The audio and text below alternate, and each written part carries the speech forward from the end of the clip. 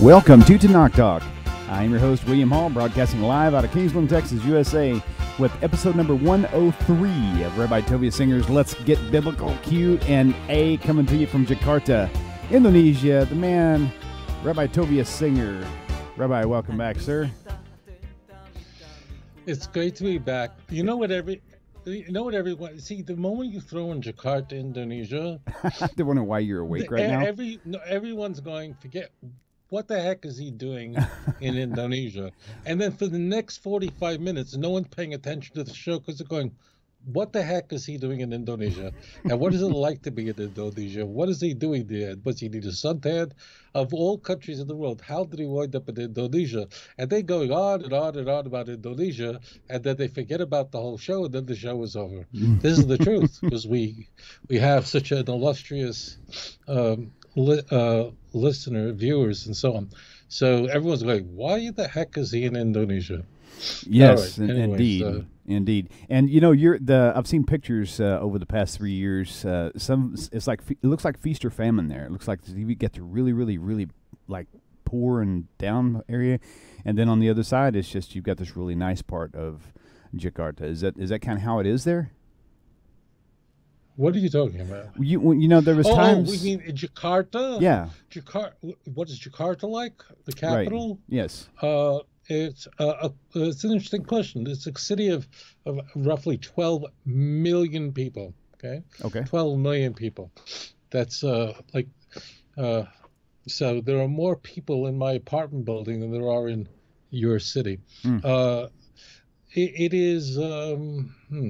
So Jakarta is different because it's like a real inner city. It's it's like a capital.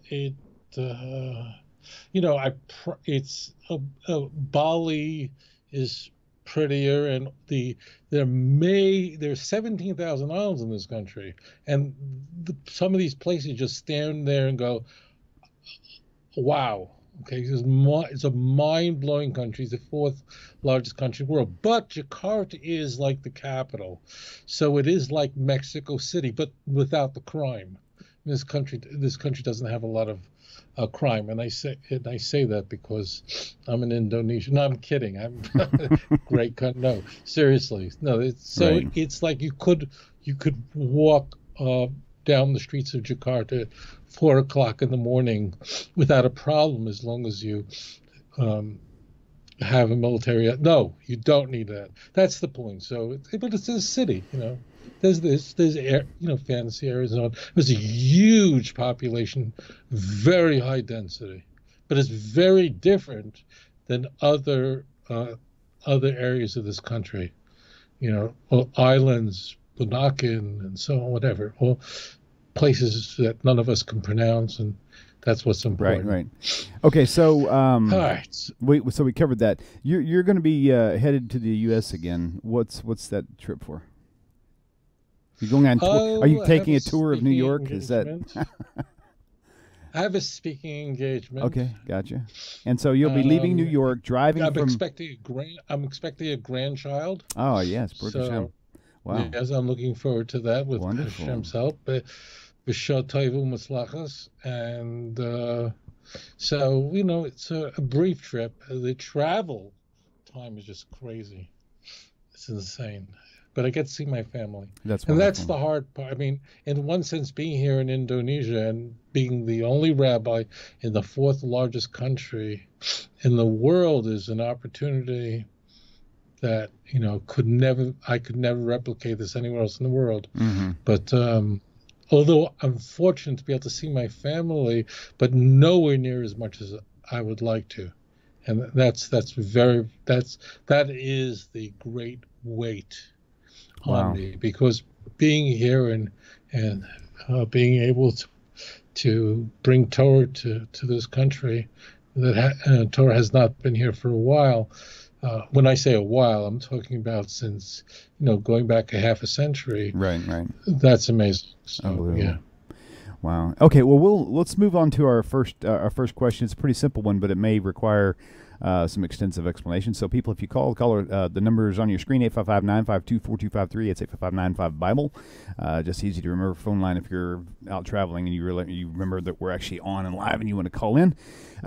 So when you do call in, be prepared to wait, a couple days if necessary. But at the moment you hang up, you're going to lose your place in line, because I haven't worked out this whole call waiting thing yet. So people call in and I hit a button and then I'll hang up on both of them. So I just decided not to try it until I have more time to figure it out. So call in, and if we're talking, just stay on the phone, but keep the phone close to your ear while you're watching the monitor, because what you see on the monitor and what's actually happening in the studio is about 20 seconds different. So I may say, hello, caller, can you hear me? And you're still watching your monitor, and 20 seconds later, you'll hear me say it and jump back to your phone. Meanwhile, me and Rabbi have to figure out some crazy conversation to carry on for 20 seconds while you listen for the call. So, all right. So the first question, right? He's shaking your head. That's crazy, man. This is a crazy world we live in. Crazy show you're on.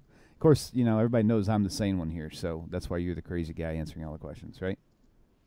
Yes, I'm that speech you just gave, I'm sure, convinced our listeners that that your frontal lobe is properly seated. Oh man, you're crazy. See, you are crazy. I don't say a word. All you have to do is just go on with that speech, and I go, okay, I get it now. Okay, well, actually, I was going to give you a question, but instead, we'll let the callers present the question. So, all right, caller, easy question. Welcome to the show. Please tell us your name and where you're calling from. Oh? Yes, you are live on TORAH Talk. Do you have a question for Rabbi? Tell us your name first, if you don't mind. Yes, my name is Yaakov. I'm calling from Toronto, Canada. Yaakov, welcome to the show. What's the question for Rabbi Singer? Yes, first of all, I want to thank you both for what you are doing, and just to get, Shana Tova. Thank you. You too. And I have a question about, I have a question about the book of Ezekiel. Okay, go ahead. Mm-hmm. So, my question is, I know that there were a lot of discussion between Jewish sages, Chazal, to include it in Tanakh or not. And there are three major questions that were raised. First two I understand. And one was first chapter, Maaseh Merkava. It was really complicated for understanding. Second was about very explicit description of Israel. And the question is about the third one. It was that there is a difference in terms of third temple, and not design of it or size of it, but the procedure, service procedure. And there is a difference between what is described in the book of Ezekiel and in Torah. If you could please tell us what was the difference, but how was it kind of reconciled? Because everything that looks like a contradiction, it's just I understand later. It's just lack of my knowledge. So this was my question. Okay, Rabbi, are you clear on that question?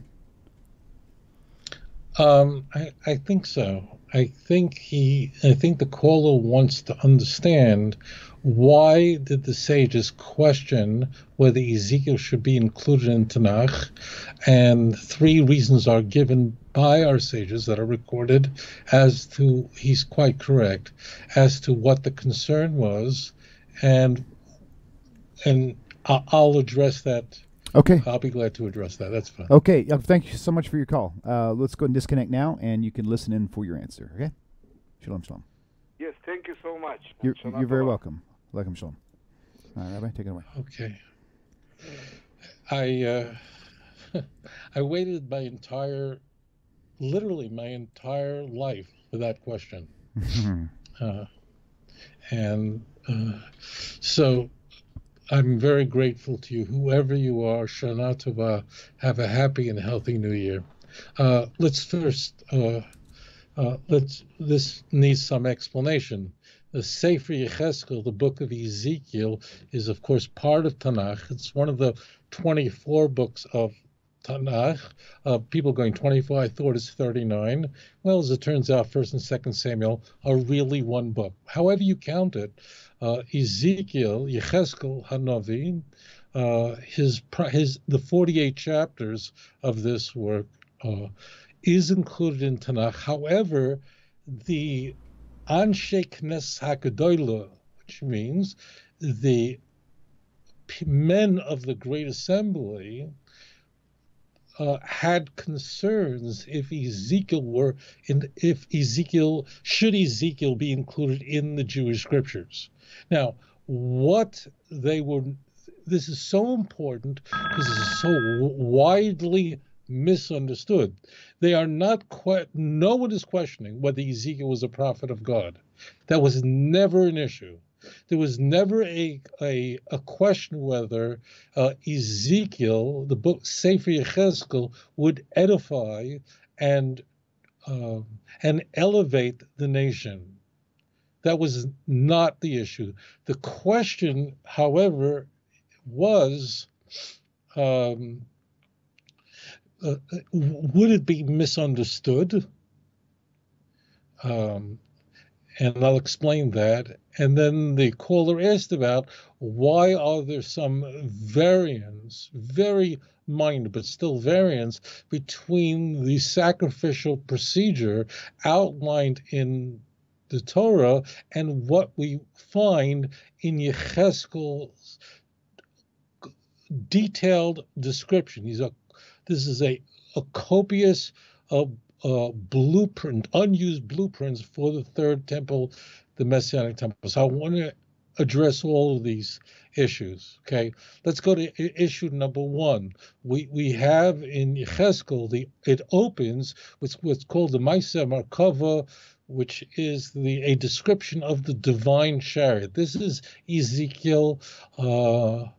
What comes into view is the most ecstatic chapter in all of Tanakh, and it's a description of God's divine presence in a chariot that is moving.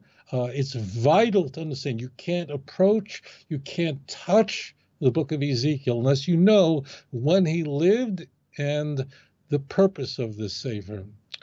Yechezkel Hanavi lived during the time of the subjugation of Yerushalayim by the Babylonians. He was exiled into Babylon 11 years before the first temple was destroyed. There was a major exile of Jewish leaders at that time, so he was in Babylon. And the Sefer Yechezkel is there to convey that the destruction of the first temple is absolutely inevitable. This is I'm going to juxtapose the book of Ezekiel to the book of Jeremiah. In Jeremiah, who's a little bit earlier than Ezekiel, although they were contemporaries, they lived, their lives overlapped. But Jeremiah was considerably older. During the time of Jeremiah, and in his prophetic work, Jeremiah is conveying that although it is already decreed that the first temple will be destroyed, but you could stop it, and certainly don't go to war with Babylon. There is a way out of this conundrum. But listen to me, and don't listen to the lying scribes, the lying prophets, meaning they're false, who are conveying to you, both orally and in writing, let's fight Babylon. So in Jeremiah, it was still possible that the first temple wouldn't be destroyed if you just listened to Jeremiah. As it turns out, the Jews didn't. When I say the Jews, it doesn't mean that a man like Seifania didn't listen. It means that the mass of Jews did not listen because of horrible leadership. So in Jeremiah, it's still possible to save the situation. However, in the book of Ezekiel, it's not possible. It's happening, and God wants you to understand through the prophet of why the first temple was being destroyed. It is absolutely inevitable. It can't be undone, and in fact, it happens right in front of Ezekiel's eyes. And what do you do now? And why was the first temple, why was it destroyed? What was happening? Well, what could they have done so horrible? How much depravity was there, so that you can get a sense of what brought about the destruction of the first temple. Another thing that Ezekiel must convey is that no matter what, I'm there. God is with you. So let's start with the divine chariot. If you open up Ezekiel chapter 1 and just start reading it through, you will very quickly go, I don't understand this. This is way out there. The description is so wow that many of the things that are brought into view, and I'm putting that in quotation marks because it's hard to even get a sense of what's happening. It's such an ecstatic description. And Ezekiel is going to do something Isaiah doesn't do. Whereas Isaiah gives a brief description of the heavenly abode, Ezekiel goes into much more detail. There are many reasons for this. One of them is that Isaiah was used to it. It's like the difference between someone who lahavdil elef alfi avdolos, but let's say someone who lives in New York versus someone who lives in South Dakota. So if someone lives in New York and they go through Midtown Manhattan and it's all over the place in Times Square, someone lives there, they just walk through, they don't even notice it. And they never went to the Statue of Liberty, doesn't care. And they see all the crazy stuff going on in Times Square. I haven't seen it in so many years, but even when so they say, yeah, the Times Square, what's going on? Oh, there's lights, there's a few things there, there's a whole big open area. If you take a guy from South Dakota, meaning someone who's not used to this kind of wow, they go and when you ask him, what was Midtown Manhattan like? What was it like to be right there in the middle over there in Broadway? From South Dakota, so you wouldn't believe first I came in, and there's a light here, there's things going up, and there's a studio there, there's things, and there's light, there's such a big thing that's going up into the sky, it's 400 feet apart, and then the opening, the closing, and people are jumping and flying, and they think, why? Because he's not used to it. Yechezkel was not used to this. He was a person like who was from the village. So that's why he's giving so much more description than Isaiah. Isaiah not only lived in Yerushalayim, Isaiah came from the Davidic house. He was actually related to the kings of Israel because he was a descendant of Amaziah, of a Davidic king. So he was in and out all the time. So to him, he was there all the time. So to him, of course, it was marvelous, but it wasn't like Ezekiel, who wasn't used to such a thing. Now, our sages tell us that no human mind could understand the first chapter of Ezekiel, which means they don't mean they don't understand the message, but they cannot, no human mind can understand to comprehend the details that you see there. And if you read it, you'll realize very quickly, I don't get it. Even if you have commentaries, the commentaries will try to help you. But the bottom line is that this chariot, first of all, the temple is destroyed, coals are thrown onto the temple, and the divine chariot moves on.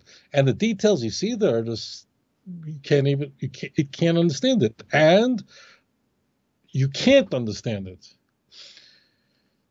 So the question is, why is it there?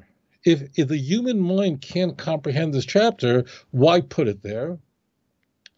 That means, what was Ezekiel written for? What is Tanakh written for? Was it written for angels or for humans? Was it for human beings? So why include a chapter that no human mind can understand? Because what is really being conveyed in the first chapter of Ezekiel? Ezekiel is describing the destruction of the first temple, but why is it a divine chariot? Why is there a chariot? What does this mean, a chariot? Like, why is it a divine swings, monkey bars? Why is it a chariot?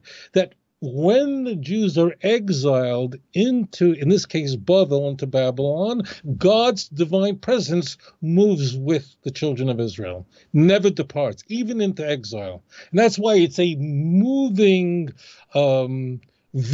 divine vehicle, because it's traveling with the children of Israel, and God will never break his promise, meaning the covenant that the Almighty, blessed be his holy name, made with our forefathers cannot be undone, cannot be broken. And even if we're sent into exile, it doesn't mean that God is finished with the Jews. In fact, that's what Isaiah says in Isaiah chapter 50. You have to know this verse, Isaiah 50 verse 1. God says, where is your bill of divorcement? Show, where are your creditors to whom you were sold? That means people might think that God divorced Israel. God is done with the Jews. That if the Jews are exiled, that means they're finished. They're divorced. They're gone. And God says, I didn't divorce you. Don't be Now, I'm paraphrasing. Don't be an idiot and think that if I send you into exile, that I've abandoned you, I have broken the covenant. And if you read the end of Leviticus 26, Hashem says there, even in the worst situation, I will never abandon you. Never. The covenant cannot be broken. And that's what the divine chariot is. It's an incomprehensible, the survival of the children of Israel, that they should still be here today. After all of the persecution and traveling, that the Shekhinah stayed with the Jewish people in exile is inconceivable. When God asked Ezekiel chapter 37, can these bones live? Ezekiel himself is going, only you know, God. Well, what do you mean only you know? God can't resurrect the dead. The answer was, it's inconceivable that the Jews could have survived. And if you are a student of Jewish history, you know exactly what I'm talking about. Every person who indulges in the study of Jewish history asks the question, how did the Jews survive? And the answer is, there is no natural force that can explain it. There are thousands of books that seek to explain the survival of the Jewish people, but there's only one answer, and that is, we have a God, and we have a God who is the Netzach Yisrael, who's the strength of Israel. And that God of Israel, the glory of Israel, V'gam Netzach Yisrael lo yishaker, he is not a liar, ki lo yodimhu, because he's not a man, he will not change his mind. So God made a promise, he'll do it. How will he do it? This is a miracle of the covenant. So that's the point. The point is that the chariot is moving. That means if the Jews are exiled, the divine presence is with you. Wherever you go, I'll be with you. I'm there. I'm there. Just know that. In fact, how does the book of Ezekiel end? The very last verse of chapter 48 ends that ultimately in the final redemption, God's name will be put back in this place, which means we're coming back. Okay? So that's number one. That's the divine chariot. Divine chariot is there to convey that no matter how horrible things become, the Jewish people cannot disappear. There are all kinds of Jewish organizations out there whose sole purpose is their sole mandate is to make sure Jews don't disappear. And you should know they're wasting their money because the Jews can't disappear. As a nation, corporate Israel cannot disappear. Individual Jews can. But it is not we don't have a commandment, make sure the Jews don't disappear. That is God's promise to fulfill, not ours.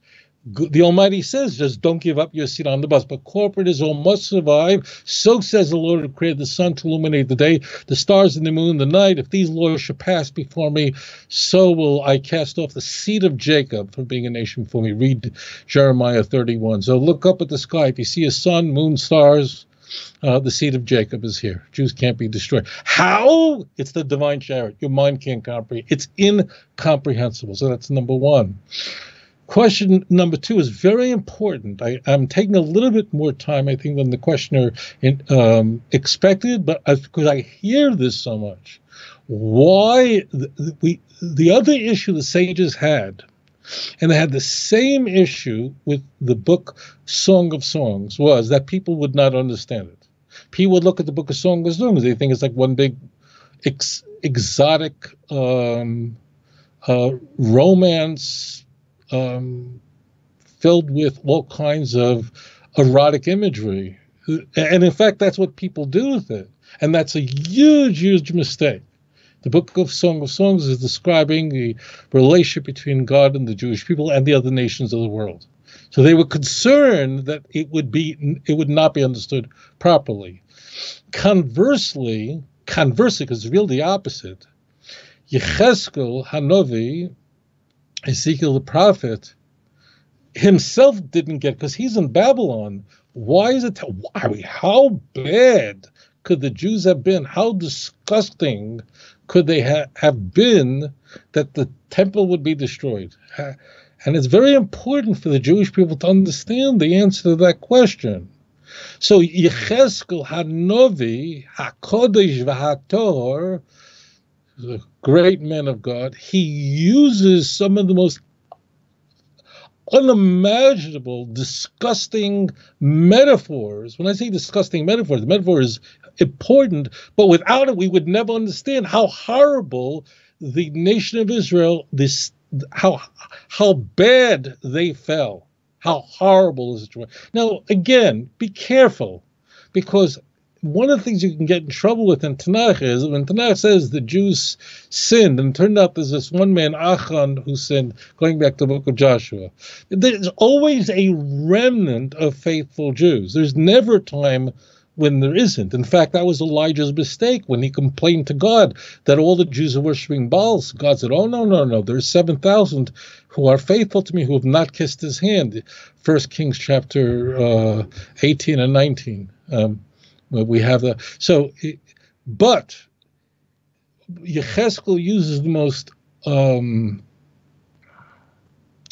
my vocabulary is not extensive enough to convey this, the most goriest metaphors, and it's really the opposite of Song of Songs, because it's some of it is quite sexual, but it's sexual in the most disgusting way. Describing as an example the sisters, these two sisters who were prostitutes, who would actually not only prostitute themselves, but they actually would pay their client. I mean, that's how low you sunk, and it uses just the most gross, detestable imagery to convey this. And people go, how could such a thing be in Tanakh? And the answer is because without it, you would never understand. Without it, you would never comprehend how low the children of Israel had fallen. Okay? So now ultimately the sages, they understood, but they were very concerned that people would misapprehend of why does Yechezkel employ such imagery that is so shocking, so shocking. You read like, Ezekiel 16, 20, and so on. All right, so the answer is that if I didn't have these chapters in the book of Ezekiel, I would not understood the level of depravity that the children of Israel had fallen to without that kind of imagery. And it's really good. I just can't believe it. Now I get it. And the purpose of it is Ezekiel's not a history book, and it's not there to complain about the behavior of Jews. It's there to wake you up and call you back from this spiritual debasement to a state of complete purity. That's the purpose of it. But the reason it's so graphic is how would you know? How would you? Right. How do you know how evil ISIS is? Well, they put out a video, chopping people's heads off. You go, wow, ISIS is really evil. You need something that dramatic. The third part is the question of why are there some details? I'm not going to go to it now, but why would we expect some details of the rituals, sacrificial rituals in the temple be different in the Messianic age than they were during at all times prior to it, as we would find in the book of Leviticus. And I think that if you think for a moment, you'll discover the answer to that question. And that is, in what way will the world be measurably different in the Messianic age than it is now, or than it was during the Second Temple period or the First Temple period? And the answer is that in the Messianic age, there will no longer be sin of rebellion. It will come to an end. And as a result, many of the rituals that went on in the temple would be different. Now, we do have in Ezekiel 45, particularly verse 20, 21, 22, we have the sin offering, which is brought by the prince on behalf of the people. The prince is the Messiah, but it says there it's for sins done unintentionally, which poses an enormous problem for Christians. But in the final temple, there will no longer be a pesha. There will no longer be rebellion by the Jews or the non-Jews. Everyone, the entire world, will turn to the one God of Abraham, Isaac, and Jacob. We are told in Ezekiel 44 verse 9, I believe, that no one who is uncircumcised, both of the heart or the flesh, will be allowed to enter into this, will enter my sanctuary. Did you get that? No one who is uncircumcised, both of the heart or the flesh, will be able to enter into my sanctuary. This poses an enormous problem if you're a Christian, because Galatians doesn't provide for that. I mean, as far as Paul's concerned, if you are, if you're relying on circumcision, Christ will avail you nothing. Well, the problem is that with Paul is that he was not following the God of Israel. And if I have to choose between Moses and Ezekiel versus Paul and Matthew, I'm just going to go with Moses and Ezekiel every time. But that's why there's a difference in the ritual, because we no longer have intentional, willful sin. There are other differences as well. In the time of the Messianic temple, the role of the Ark of the Covenant will be different as well. Jeremiah speaks about this. You won't even be talking about it, because the main role of the Ark of the Covenant was to go before the children, not the main, but one of the central roles is to go before the nation in war, but there won't be a state of war. So that's why there are variances, because it's not because the rules have changed or, God forbid, a commandment has been jettisoned. It won't be. It's just the circumstances that would call for it no longer exist. That's all. So if it's like somebody who can't see well and they need glasses, and then they have LASIK surgery and now they have perfect 20/20 vision and they no longer need glasses. So it's not that glasses aren't useful, and the science of making glasses and how they work in any way has been changed. Just the circumstances mean the condition of the person has changed, that he no longer needs glasses, but all the principles that go into making the optics for glasses hasn't changed. It's no longer necessary for someone who's had that sort of surgery. So that is why but Ezekiel is basically divided into three sections. But the key of Yechezkel, the centerpiece of Yechezkel, is that despite the fact that you have fallen so low, God will never abandon you, and he will travel with you. The Shekhinah will move with you in a divine chariot, and ultimately at the end, but God's name is going to return. Read the last passage of the book of Ezekiel. That was a great question. Whoever you are, I wish you I forgot your name, but I wish you a Shana Tova, a Gutta Benchjar, and I look forward to dancing with you in Yerushalayim one day quickly in our time. All right, we'll move on to the next caller. Caller, welcome to the show. Please tell us your name, where you're calling from. Hey, my name is Andrew Smith. I'm from Atlanta, Georgia, and welcome to the show, Andrew. I find it very funny that the first question is going to be basically leading into my question, which I've been dying to ask since last week. I was the caller who asked the last question from last week. But I'll be very quick. I'd like to know what your thoughts are on the possibility of Elijah the prophet and Messiah ben Yosef being the same person. Next part of the question is, what relation is he going to have to the building of the temple? Is he going to have anything to do with it, or is that going to be Messiah ben David? I apologize. Possible. You moved a little quick for me. Is there a relationship between Elijah the prophet and the Messiah, the son of Joseph? Right? Ben Yosef. That's your Ben Yosef. first Ben question. Yosef. And the second question is, will Mashiach ben Yosef in any way have any relationship to the building of the temple? That's yes. The second part of that question. Go ahead, continue.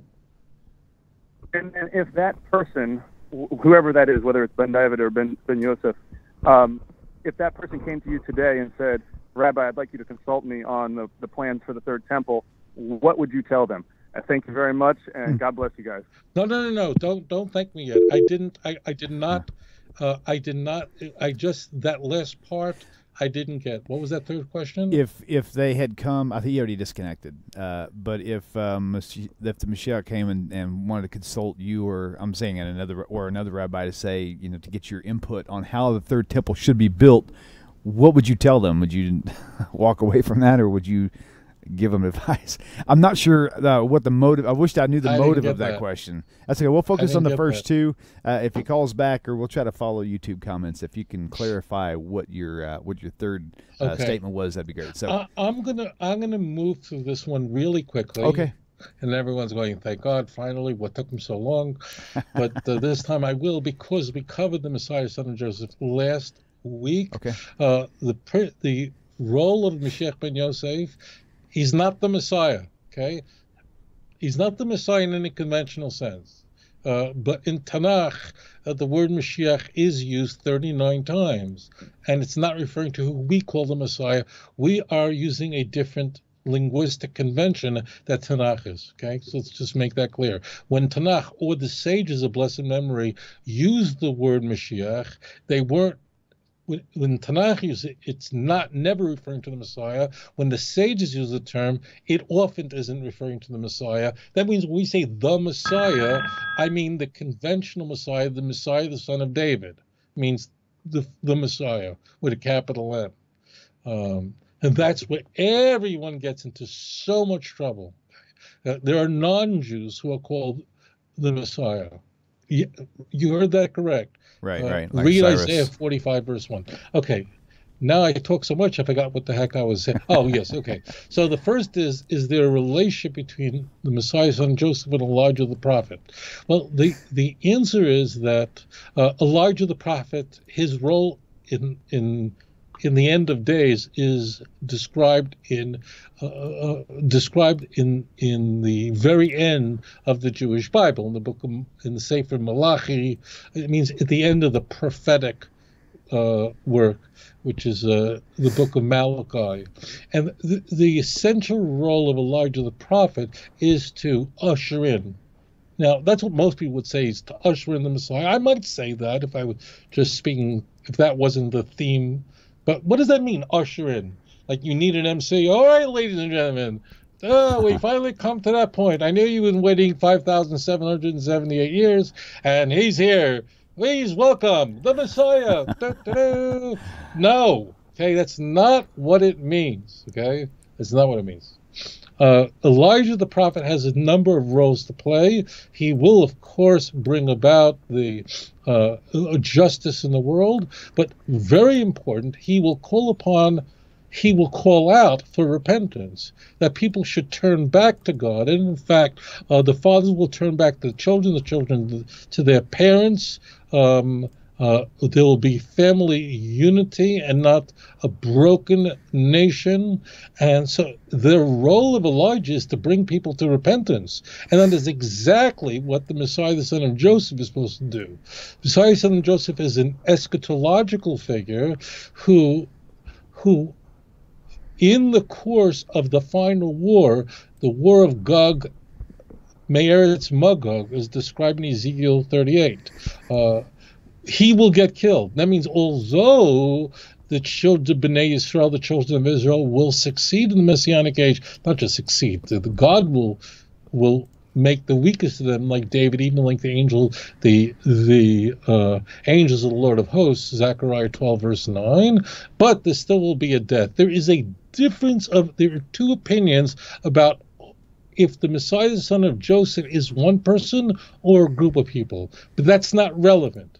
I wanted to mention that because I know someone's going to write me 15 emails, but according to this opinion, it's many people. But the key is that in the midst of this war, God will protect Jerusalem, and the enemies of Jerusalem will be destroyed. There will be a tragedy. The tragedy will trigger a mourning, and the mourning will cause a repentance. And that's what Elijah the prophet is supposed to do. And that's the relationship between the two. Okay? Right. And the last, I forgot, what was it? Was there something I missed there? I was getting the impression that the question had to do with is the third temple like the way it's going to be set up it's already laid out on how it should be, or if Mashiach came to you and said, hey, give me some advice on whatever, what would you do? That was the question. It's not going to happen, right? Because he's not coming to me. He's not coming to anyone. That's the question, I think. The unused floor plans for the Messianic temple are conveyed in the book of Ezekiel, chapter 41 through 47.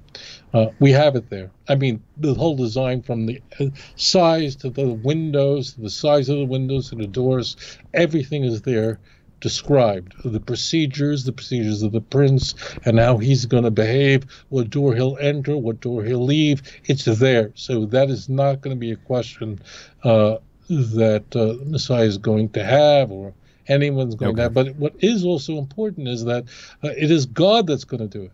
Right. Meaning it's God that's going to bring about the building of the temple.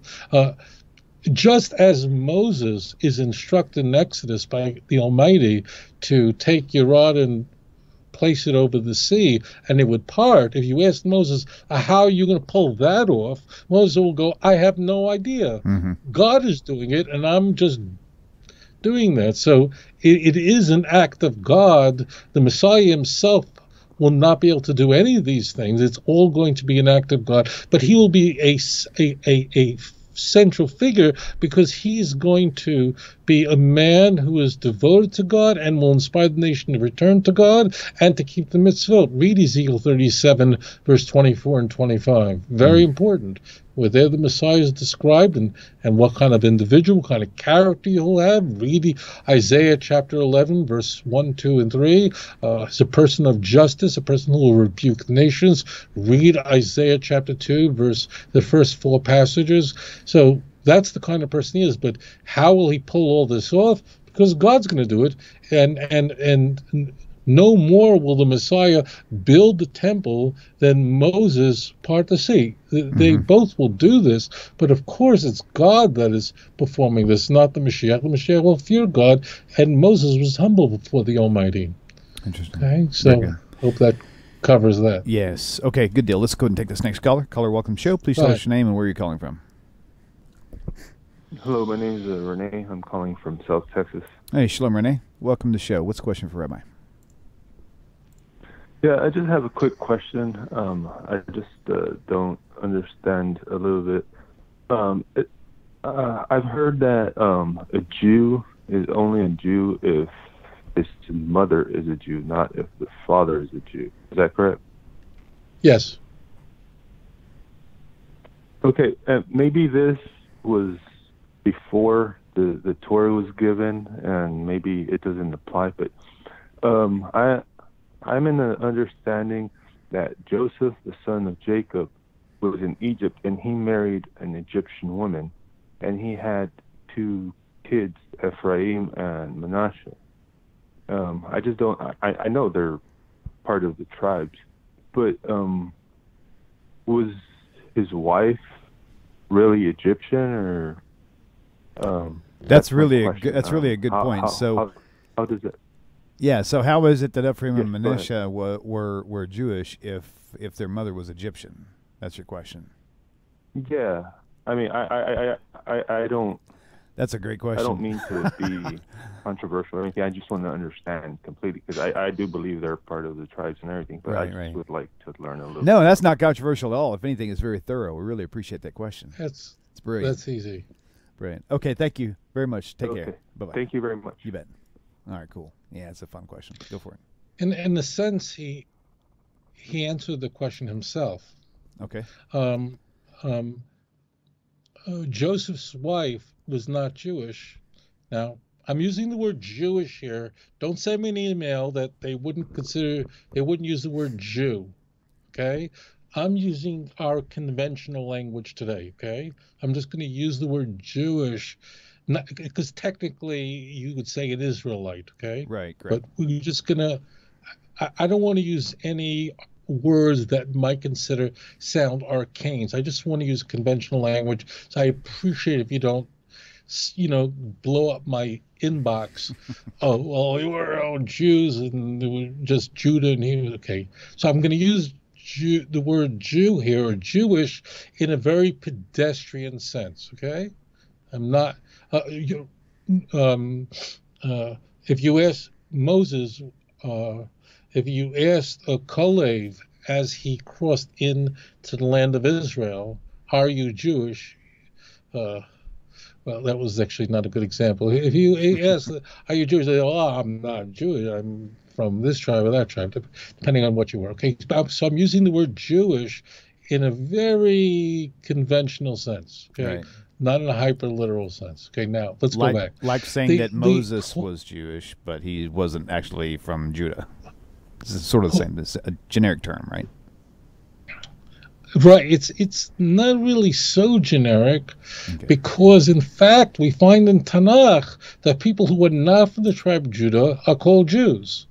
After the 10 northern tribes are carried off in the 14th year, by the time it reached the 14th year of Hezekiah's reign, so at that point, whoever is left is loyal to the kingdom of Judah, and therefore and this is actually a prophecy if you look at Genesis chapter 49, particularly verse 8 and 9, it says, all your brothers will praise you. Jacob is conveying the most ecstatic blessings he's bestowing on Judah. So this is in prophecy that ultimately a sense that all the children of Israel will ultimately be called by your name, which is the way it is today. Because among us today are not just descendants of Judah. I'm a descendant of Aaron, the brother of Moses of blessed memory. So I'm not a Jew technically. But you see, for instance, in the book of Esther, that Mordechai, a central figure in that traumatic event, was Ishmael. He was a Yehudi, and he was also Yemeni, which means he was a tribe of Benjamin, but he's called a Jew. Well, which is it? Well, the answer is that he's a Jew in that conventional sense, but he was from the tribe of Benjamin. But because part of the tribe of Benjamin was saved and did not join the northern kingdom, and therefore were not exiled, therefore they're among us today, and certainly Mordecai was one of them. So you see explicitly in Tanakh that someone who's in the tribe of Benjamin is calling himself a Jew. Okay, so that became convention, not now, but that already is convention in Tanakh. In fact, you find in Isaiah where in chapter 36 and 37, I'm not going to go into the back and forth between the messengers for Sancherib and the Jews, but the Hezekiah's representatives beg Reb Shaka to not speak in the language of the Jew, but rather to speak Aramaic. So you see there that it's already, the word Jew means the Jewish nation, okay? Okay, now let's back up here. Okay, so before Mount Sinai, there were no Jews in using command. That's the point I wanted to get to. It means that, of course, they were the children of Israel. That means the sons were the children of Israel, mean the children of B'nai Yaakov, B'nai Avram, Yitzchak, Yaakov, but they were not a Jewish nation. They didn't become a Jewish nation until they received the Torah at Mount Sinai. So therefore, Abraham and Sarah were not Jewish in our conventional sense. Now, you would say that Avram and Sarah, were the parents of the Jewish people. Absolutely. And Yitzchak and Rivka were the parents of the Jewish nation. But there's also another nation that came around. That's Esav. Esav was born to Rivka. The descendants of Esav are wicked, are Edom, are not Jewish. So if Rivka was a Jew, how would she produce Esav, who God says, I hated him? Read the book of Malachi. So this is very important. So here's the deal. Technically, we could say Jacob was Jewish, but that's not correct. The nation became a nation as it stood underneath the mountain, and we see the Torah and said, Nashzev and Nishma, we will listen, and that's where we got married. That's where the nation became a nation of Jews. And understand this, that when someone converts to Judaism today, what they're really doing is they're doing what we did. In essence, all of us converted at Mount Sinai. That means we accepted the Torah from Hashem and so on and so forth. When someone today says, I want to join the Jewish people, the nation of Israel, and become a Jew, we say, fine. Then what's really happening in a conversion was say, okay, then you have to go through what I went through, except you're doing it now. So therefore, Joseph's wife, Osnat, the fact that she was Egyptian, not whatever, is completely irrelevant. None of it's relevant. I mean, who was Moses' wife? Who was Zipporah? Who was she? I mean, her father was a priest of Midian. I wouldn't say a priest of idolatry. He ultimately would choose the God of Israel because Vayishma Yisro heard about the great miracles, and he came and he abandoned his old way. So therefore, until Mount Sinai, no one is Jewish in a conventional sense. I'm using that word Jewish in a very broad sense. You won't find that kind of language in the book of Exodus, but we're just going to call it, no one is part of this nation that is chosen, this Mamleches Kohanim V'Goy Kodesh. And that's why it says, read Exodus chapter 19, verse 5 and 6, that you are a unique nation. You are a priestly nation. Mamleches Kohanim, a priestly nation, V'Goy Kodesh, and a holy nation. The whole world belongs to me. When did that happen? Right there at Mount Sinai. So wherever people came from before them wasn't relevant. At that point, after the Torah was given at Mount Sinai, at that point, only a Jewish woman could convey Jewishness, not a Jewish man. Now, if the mother is Jewish, then the father did convey the tribe identity. Numbers 118. Actually, there's quite a few verses in that opening chapter. So I hope that wasn't too complicated. We think of Isaac, we certainly think of a Jew. We think of Rebecca, we think that she's Jewish. She really technically was not. She certainly was the mother of the Jewish people, as was Rachel, as was Leah, and so on and so forth. So basically, before Sinai, it just didn't matter. In other words, because it was after Sinai when it actually mattered. Is that kind of what you're saying? Before Sinai, there were, of course, the Noahide laws. Right. Everyone was responsible living according to that. Right. The patriarchs and matriarchs did keep the Torah. You'll now find Abraham. When they were in the land of Israel, they kept the Torah. You'll never see Abraham eating pork. Isaac, no, he wasn't eating horse meat. Nowhere. It's not an accident. Gotcha. So before the Torah was given, they knew about the commandments of the Torah. Of course, we see even with Noah, Genesis 6 and 7, Noah knew exactly what a clean and unclean animal was, but they were not bound by the Torah, but they did keep it. Our forefathers kept it in the land of Israel, not outside the land of Israel. For example, Jacob married 2 sisters, but he wasn't in the land of Israel when he lived with them. And in fact, the moment he entered the land of Israel, Rachel died. Right. Very good. Very good. Okay. We'll go ahead and move on to this next caller. Caller, welcome to the show. Please tell us your name, where you're calling from. Caller, can you hear us?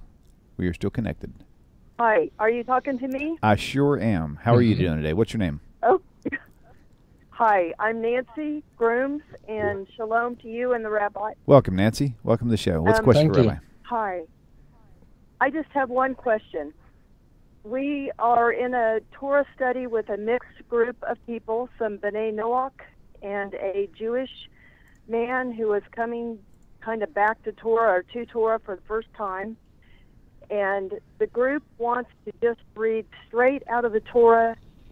And is my understanding correct that we need the oral Torah in order to understand what it is we are reading? And what's the best way for us to go about this as a group? Any suggestions? Thank you. Okay, thank you for calling in. That's actually a good question. In fact, a lot of people are wondering that very thing. So, okay, just go ahead and disconnect, and you can tune in for the answer, okay? Yeah, so even I had that question for a long time.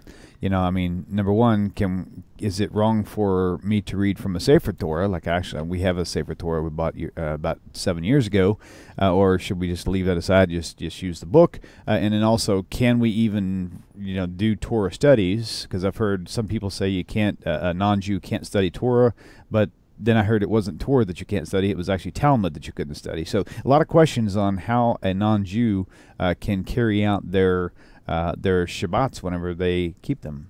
Just for a moment, did she say she's not Jewish? I didn't. She said they were in a mixed group. Actually, let me look at the YouTube channel. It was a mixed group, and said a Jewish man came up. So I'm assuming she's not Jewish, because she kind of singled the Jewish man out as being unique. Let's do this. Okay. Let's do this. With your permission, let's leave out the part Jewish and not Jewish. Okay. Because the question really is, can you study the written Torah without the oral No, Torah? that's not the question. That's not the question. That's not the question? It's a Noahide group. So they're not Jewish, right. and as I'm thinking more about it, they're not a Jewish group. So specifically, how can Noahides study Torah? Can they study straight out of Tanakh? Can they read from an actual Sefer Torah? Can they? What are they allowed or not allowed to do when they study, like when they do their Shabbat gatherings? It is impossible to understand the written Torah without the oral Torah. It's vital for people to study the Torah. The Torah itself says that the nations will study the Torah and be shocked by it. Mm-hmm. Read Deuteronomy chapter 4. Deuteronomy 4 says the nations will look at your Torah, look at this name, and say, right. What a wise nation has such a great Torah. Well, how would they say that if they don't know about it? So it's very important that the nations of the world will know of the Torah. The Torah will spread all over the world, as we see with our eyes today. And they'll be stunned by it. More than half the world believes that the Torah of Moses, Moshe Rabbeinu, Olav HaShalom, is the absolute word of God. More than half the world's population. It's astounding. Now, it is not possible to understand the Torah without the oral Torah. It means you can, of course, understand the tests that Abraham endured. You might get the Tower of Babel. You certainly would understand that from Genesis chapter 1 and 2, you would get that God is the sovereign creator of the heavens and the earth, and about the creation of man and how that unfolded, of course. But in truth, it would be difficult. As it turns out, the Hebrew language is a consonantal language, meaning there are no vowels. You would need that, and that only comes from the oral Torah. It's vital for non-Jews to understand Torah, because if they don't, how are they going to keep the Noahide laws, like laws of torts, not to cause damage? And what happens if a Noahide who's not Jewish causes damage to somebody else, injures somebody? How do they pay it? How much do they have to compensate the person? How is someone's eye or arm, the value of someone's assessed? A Noahide has to know this. If a Noahide's walking down the street and finds money on the street, are they allowed to take it or not take it? Does it belong to? Do you have to find who the owner is? All the laws of Nezikin, of damages, they have to know this. So the answer is, it's not possible to know the written Torah without the oral Torah. So what's your advice for this group, the small Noahide group? And they need to learn Torah so they can learn all the Noahide laws, but they don't have a rabbi to teach them oral Torah. Then you're lost. Okay, that's what we want to know. It's really simple. You are lost. It's not you need it doesn't have to be a rabbi. You doesn't have to receive ordination. You don't need a certificate. You need someone who is knowledgeable in Torah, who is faithful to the word of Hashem, to teach you. It's vital. Without it, you'll be lost. You'll be everywhere. And if you don't think so, that really conveys the case, because someone's going to have to explain to you when you come to Deuteronomy 23 verse 4, 23 verse 3 in the Christian Bible, and it says Lo Yovi Amoni Umoyovi B'Kal Hashem, that an Ammonite or a Moabite should not enter the congregation of Israel, can't convert to Judaism. You're going to have to figure out how Ruth managed to do that, being that she was a Moabite and the great-grandmother of King David. You won't even understand it. So you're lost without it. So the answer is that you can't understand the Torah without a proper teacher or without a proper guide, and it should be a religious Jew, a God-fearing Jew who is knowledgeable. If not, you will find yourself so lost, so misguided. People just come up with don't do that. We have a Messiah. It's been handed down to us. If you're a person of faith, if you're not a believer, then you don't care what I have to tell you. But if you are a person of faith, you must have a God-fearing, knowledgeable person teaching. Without it, it's impossible. It's impossible. Now, today, the only caveat is that today there's something available that didn't exist when I was in yeshiva, when I was in rabbinical school. That is, today there's so much literature that was not accessible in the old days, meaning of all the super commentaries. And today, publishers like ArtScroll has made so much accessible. So the answer is yes, you absolutely must have the oral tradition of the Jewish people to understand what you're reading, or else you're going to find yourself verblunget, lost completely. Not lost that I don't understand the text, but spiritually misguided. And the proof is in the Messianic age. It says 10 Gentiles of different languages will grab the shirt of a Jew and say, take us with you. And the word in Hebrew is imochem, nelcho imochem, let us go with you. That's plural. So because we have heard God is with you. So we see in Mashiach comes, the Goyim are going to come to the Jews. Well, what does that mean? It means that's the best way to do it. That's the proper approach to understanding Tanakh. Nice. So the advice would be then, based on what you said, keep studying Torah, but use your internet. Find some resource that if you have a question, research it, through a rabbinical source or through an Orthodox source especially, right, on what the oral tradition based on that verse is. Is that fair enough? The person doesn't need a certificate that it graduated from any rabbinical school. It just, the person should be a knowledgeable Jew who's teaching the class, or you're going to be in an enormous amount of trouble. And if people are coming from a Christian background, ex-Christians are in a lot of trouble. And the reason for that is that ex-Christians, I'm just going to say this, I don't think I ever said it, ex-Christians have a problem. And the problem is that when they turn to Judaism, meaning they become B'nai Noach, So what happens is they have a trust problem because they've been lied to all their life. And when they were Christians, they would swear up and down that the teachings of the church were true and that everything the pastor was telling them was true and everything it says in Matthew is true. So now they leave Christianity and they're going, my God, I was lied to all my life and I couldn't figure it out. I don't think I could trust anybody. I'm just going to read what it says inside. So it's a big, big problem, very big problem for ex-Christians. And this is a major test for you. And I see ex-Christians really struggling with this. And part of the reason is that it's just hard to trust when you discover that you have been lied to and you had been betrayed, and that the teachers that you revered were teaching you vanity and lies. As Jeremiah says, that this will be the shock of the nations in Jeremiah 16, where it says in verse 19 and 20, and the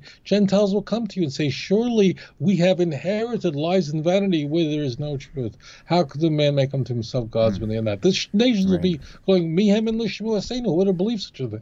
So it's very important to have someone who's a very good teacher. Be loyal, study Chazal, the words of our sages of blessed memory. Very careful. If you don't, you'll find yourself astray and you can lose your faith. You're in great danger. Realize that as an ex-Christian, if a person is an ex-atheist, then it's not a problem. Ex-atheist is no problem. Of course you go to the Jews to learn about the Messiah. But the ex-Christians have this very big test, and Hashem is testing you. But the problem is that ex-Christians, it's hard to trust again when you have been lied to by the church. This is a very big problem for ex-Christians, that ex-atheists or ex-Hindus don't have that problem. Right. Too much baggage. Okay, let's take this next caller. Caller, welcome to the show. Please tell us your name and where you are calling from. Hi, my name is Francois. I have a question actually leads into the next one. The idea of Jesus, whether or not he was an actual historical figure or whether he was just a biblical figure that was made up in Nicaea, is a concept or an argument that goes on between friends of mine, both Jewish and Christian. But my question is, if he had never existed, why is he mentioned in the Talmud? Is he just mentioned as a historical figure that caused some trouble? And can you speak on what you believe he was, if there was a historical figure? Okay, awesome. Okay, Rabbi, you got that? That's juicy. Yeah, that's a very great question. Okay, yeah, it's funny. I mean, because it's like around here, in my little town, Alfred may be a very uncommon name, but maybe in Mexico, Alfredo or whatever, maybe it's very common. I don't know. So, definitely interesting question. Wow, that was a very interesting question. So, let's do this. There are folks who call themselves mythicists, and they believe that there just was no such person as there was no Jesus. Jesus did not exist. I mean, the Jesus of Christianity, a person who lived during the lifetime of Herod the Great, of Caesar Augustus Octavius, of Pontius Pilate, that person just didn't exist. Okay. Now, whenever you are looking at history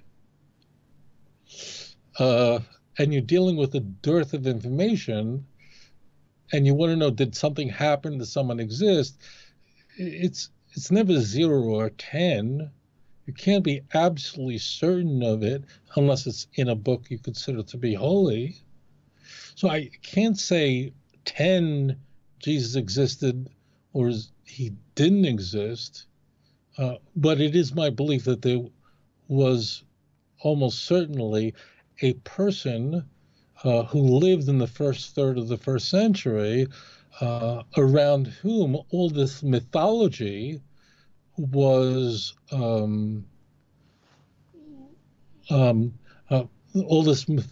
created around. And the Talmud does not help those who believe that Jesus did exist. That would be the worst source for you, because the Talmud places this Yeshu figure. And just, I know it sounds crazy, like Jesus. Well, of course, there are quite a few people named Jesus in the book of Josephus. The name Yeshua was a very common name. Okay, so we're going to find a lot of that, so understand that. But the Talmud, there are two people who the Talmud discusses whose name was Yeshu, and neither individual is described in a very complimentary way. But that is a support for the fact that Jesus never existed. I hope that's not complicated. Let me make it easier for you. The Jesus that we find in the Yeshu that we find in the Gemara, in the Talmud, was a contemporary of Rabbi Yeshua ben Parachia, meaning he lived about 100 BCE, meaning he lived during the Maccabean or the Hasmonean period. It means he lived 100 years before Christianity. And in fact, mythicists appeal to that. There's another 2nd century figure that's discussed in the Talmud. So what mythicists often argue is from the Talmud that, in fact, the Christian Jesus is a complete myth, meaning he's a composite figure of all these things that we find, and and all the figures who were born of virgins, like the mythical Romulus and all that, and that's what Jesus is. The Talmud is not a really good source to illustrate that the Jesus of Christianity existed. Now, it's only people who are not familiar with these texts and get their information off of Google might think that. It's really a very bad idea. I believe that there was a figure upon whom the Christian religion was built around.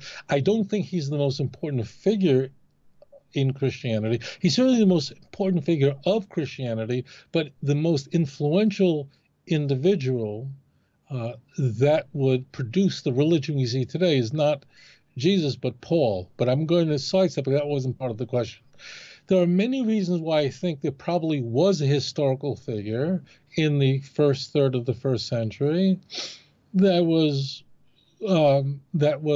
probably running around saying that, the world as we know it, the empire is coming to a close, and and it's called an apocalyptic eschatology, that God is going to intervene in history. Apocalypse means revelation, and eschatology is from the Greek word eschaton, which means at the end. That means people are preaching the world's coming to an end. That was, if you were a preacher in the first half of the 1st century, and that was not a part of your message, you might as well stay home. But that was the kind of message that would probably get you killed. That's exactly why the Romans would want to get rid of you. The reason why I come down on the side of that there was a figure who was almost nothing to do with what we find in the Christian Bible, which is just embellishments of embellishments. But the reason why I feel that there was more likely than not a figure around whom all these embellishments were created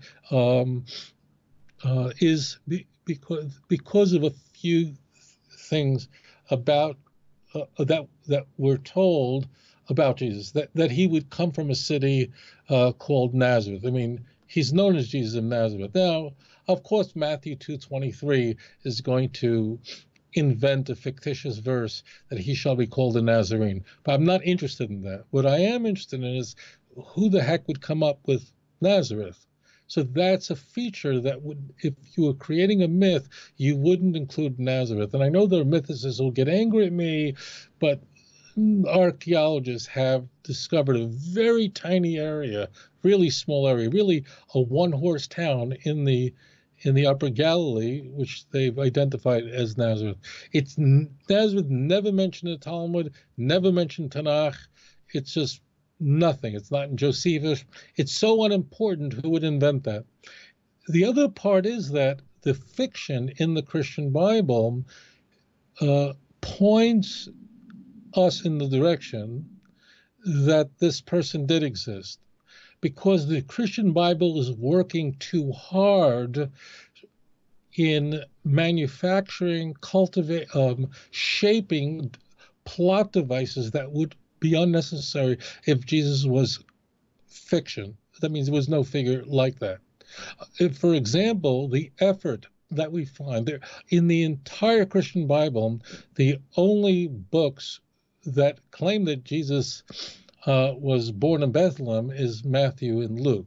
There's a very strange dialogue in John 7 where it's very interesting that folks go, ask the question, but isn't the Messiah supposed to be born in Bethlehem? And John, whoever wrote this book, doesn't do anything to respond to it, leaves that just like hanging out there. So we only find Matthew and Luke that are making this assertion that Jesus was born of a virgin, only Matthew and Luke in their infancy narratives.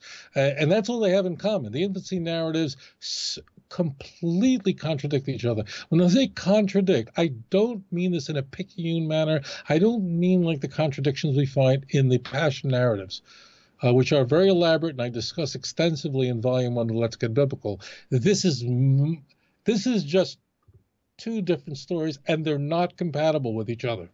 The point is that whoever wrote the book of Matthew, it's not that he worked hard, because it's almost certain that Matthew was, whoever wrote this book, he doesn't identify who he was, whoever wrote what we call the book of Matthew was collating information. We know he was taking almost the entire book of Mark. We know he was taking another source that's been lost, we now call Q, incorporating that. And then he's taking oral information in his community, and I said his because women in the first century were almost certainly illiterate. So you can be virtually certain that all the writers were men. And he was a highly literate Greek-speaking Christian, and he coalesces all traditions that had developed in his area. It augments Mark somewhat, because Mark does have some awkward expressions, and he's going to adjust Mark slightly. And Matthew is going to then put together what we have now as the first gospel, and we have this infancy narrative where Jesus' family is from the city of Bethlehem. Jesus is born in Bethlehem, not in a barn, not in a manger. He's born home, okay? And then the family, now what Matthew has to do is, he's got a problem. Everybody knows that Jesus is from Nazareth. No one knows anything about Bethlehem. So he's got to figure out a way to get the family and Jesus to Nazareth. How does he do that? He wants him born in Bethlehem. Why? Because he wants Jesus to be born in the city that King David was born in. He's going to rip a passage of Micah chapter 5, verse 1 or verse 2 in the Christian Bible, corresponding, this is corresponding to Matthew 2, verse 6. I can't go to now, it's beyond the scope of this show. You go on YouTube, well, I have many shows on this. But the point is that Matthew has a problem. The problem tells me that this is a real person from Nazareth, born in Nazareth, and was from Nazareth. But he's got to figure out a creative way to get Jesus to be born in Bethlehem. So, he needs to get Jesus to be born and be born in Bethlehem. And what he does is that the family, in fact, is a family from Bethlehem.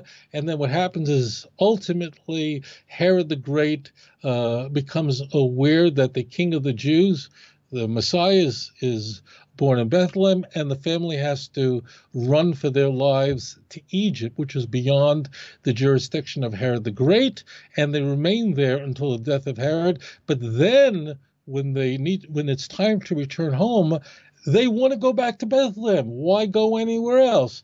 And this is where Matthew's infancy narrative gets interesting, and that is an angel appears to Joseph and tells him, you can't go home.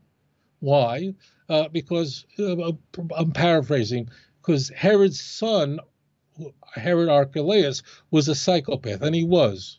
He was crazier than his father, and his father was very crazy, and Herod Archelaus was a nut job. In fact, he was such a nut job, he was so violent that ultimately the Romans removed him from power, and he was over Judea. Now, to be that crazy that the Romans say you're too big of a nut job for us, that tells you who he was. So the Christian Bible is using historical, just like Shakespeare used historical, Henry VIII, or whether you go to a Connecticut Yankee in King Arthur's court. They're using historical figures and so on, personalities. So he has the family go down to Egypt and remains there, and they can't go back to Judea, which is where Bethlehem is. For those who don't know this, Bethlehem is almost directly south of Jerusalem. By car, it's 10 minutes. By walk, today, it's very close. So what happens is they have to go to Nazareth when they return from Egypt, because he always was from Nazareth. That's the point. So Matthew creates that story that Herod the Great, in fact, killed all the boys born in Bethlehem, but Jesus and his family escaped that. Now, this is nonsense. There was no killing of the innocents as described in Matthew's infancy story. Imagine for a moment that every child up to 2 years old was murdered by Herod the Great. Did the newspaper might cover that? Or do you see? No, I don't think. I think that might have hit the news. It doesn't. It's made up. It's a plot device. Why? It's beyond the scope of the show. But it's to demonstrate that the King of the Jews is this maniacal figure who doesn't recognize the goodness of Jesus, but the Gentiles get it. Those guys from the East get it, okay? Luke, just this one point, also, of course, knows that Jesus is from Nazareth, but he's got to get him to Bethlehem as well. Now, again, it's not like Matthew, whoever wrote Matthew or Luke, is going like this and coming in. These are stories that develop and over time, and you could see, just trace in the Gospels, how the story of Jesus improves and his status improves from an adoptionist Christology of Mark to the incarnation theology found in John. So there's a clear, you can just draw a line and mark the transition of what does Jesus' sonship mean, and when did he become God's son? Okay, Luke does it the other way. I'll do this just really quick. In the book of Luke, the family is from Nazareth. In fact, Luke has to place Jesus' birth 10 years later than Matthew, because Luke has to have Jesus' birth coincide with the removal of Herod Archelaus and the Syrian governor of Syria now controlling Judea as well. We know when that happened. That's in year 6 CE. So therefore, Luke has the family from Nazareth. That's where they begin. They don't start in Bethlehem. There's this census of the empire, but for some reason, everybody has to return back to their home, their ancestral home, city, that their families lived 1,000 years ago. If you had to go to where your family lived 1,000 years ago, where would you go? Okay, so this is ridiculous. Romans didn't care where your ancestors lived 1,000 years ago. You don't have to go anywhere. There's censuses done in the United States for all sorts of reasons. You're not supposed to be moving anywhere. It's census takers that move. So the story is concocted. It just didn't happen. But for some reason, Joseph, of course, is from the house of David, so he has to go back to the city of David, to Bethlehem. So they started in Nazareth. They make their way down to Bethlehem, but they're not from Bethlehem, as Matthew. And they go, is there a inn, a La Quinta, there, Hotel 8, what something? There's no room at the inn. That's a totally opposite story of Matthew. Why would you need an inn if you're from Bethlehem? So ultimately, Jesus is born in a barn, in a manger, where horses eat from, and where barn animals feed from. And then after his birth, so there's no Egypt in Luke's story. In fact, it doesn't work that way. In Luke's story, after 30 days, not from the time Herod the Great dies, and then you have Herod Archelaus until he goes. That was a huge amount of time. After 1 month, the family then leaves Bethlehem. They will go north to Jerusalem, where they stop. Again, Jerusalem and Bethlehem are very close to each other. They're both in Judea, meaning the tribe of Judah, south of Jerusalem.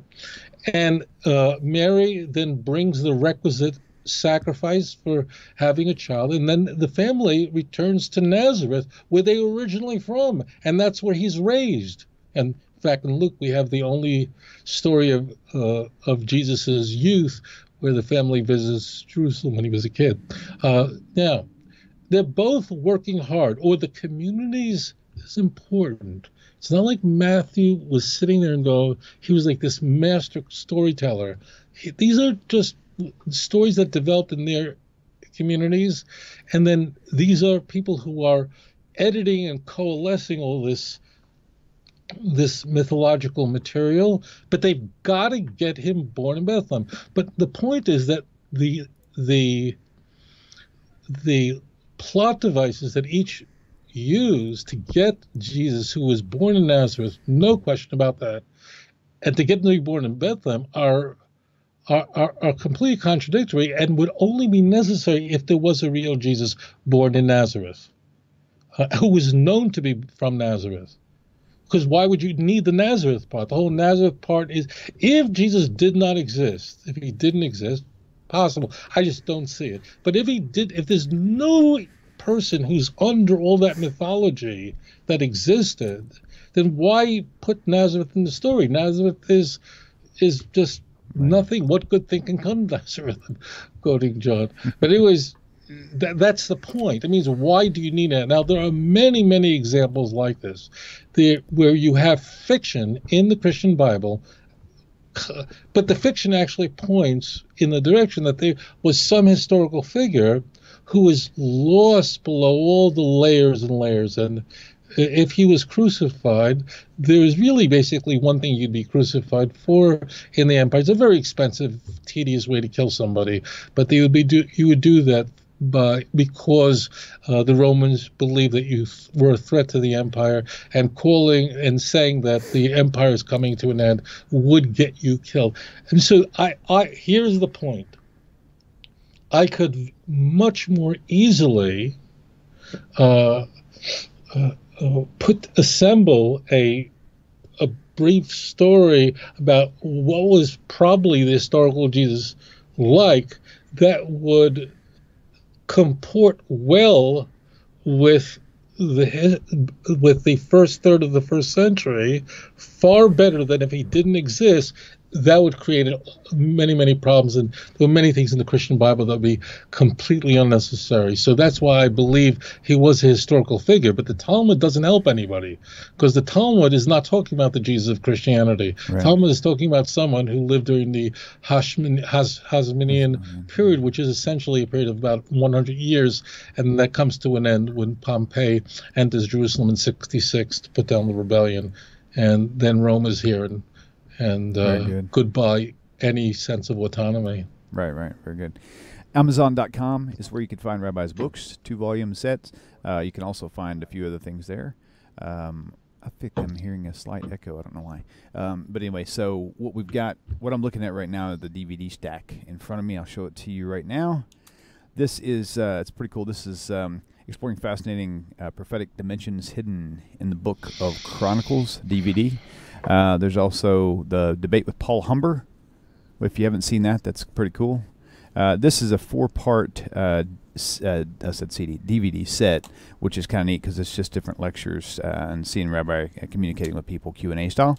And then, of course, the disputation is also available there at his website. You can go to outreachjudaism.org or amazon.com and actually find everything that you would like to see there. Okay, got it. Had to make sure I had the right ad up here. So, but that's about it right there. So, Rabbi, we'll go ahead and move on to this next caller. Caller, welcome to the show, and please tell us your name and where you're calling from. Caller, are you still available? Hello? Hi. How are you? Hi, my name is Lisa, and I'm from very South Austin, Texas. Well, hey, Lisa, how are you? Welcome to the Doing show. Well. Good. And I wanted to say thank you, Rabbi Tovia, for all that your work, and you've really helped me in so many different ways. I've listened to other rabbis too. However, I just wanted to point out that you have really clarified so much for me. I wanted to thank you. Also, I have a question. Wonderful. Go right ahead. The question is there a figure either in the Talmud or another, outside the Bible source about a Yeshua or Jesus that is a story that was where maybe this individual was chased down with a special sword with a special liquid on the sword that they shot the individual, and then after they shot him with this special arrow, then they hung him on the cross. Is there any stories like that? No. Interesting. First of all, I want to say this to you, Lisa. Welcome home. And Shana Tova, have a happy and healthy new year. And welcome back to the God of Israel. Amen. And it's Hashem's Torah that is the only source of light. And I'm so grateful you called. The answer is no, there's nothing remotely resembling what you described in the Talmud. Interesting. I'm just kind of curious, Lisa. Is it sort of like you see in these movies how they will give somebody a pill and make them appear that they're dead or something for a period of time, and then they can snap out of it? Is it sort of that type of a mysterious liquid? Is that kind of what you were asking about? I could barely hear you, but I think I understand the question. Did you say something about a movie? Yeah, in the movies how they will have. Let me turn my.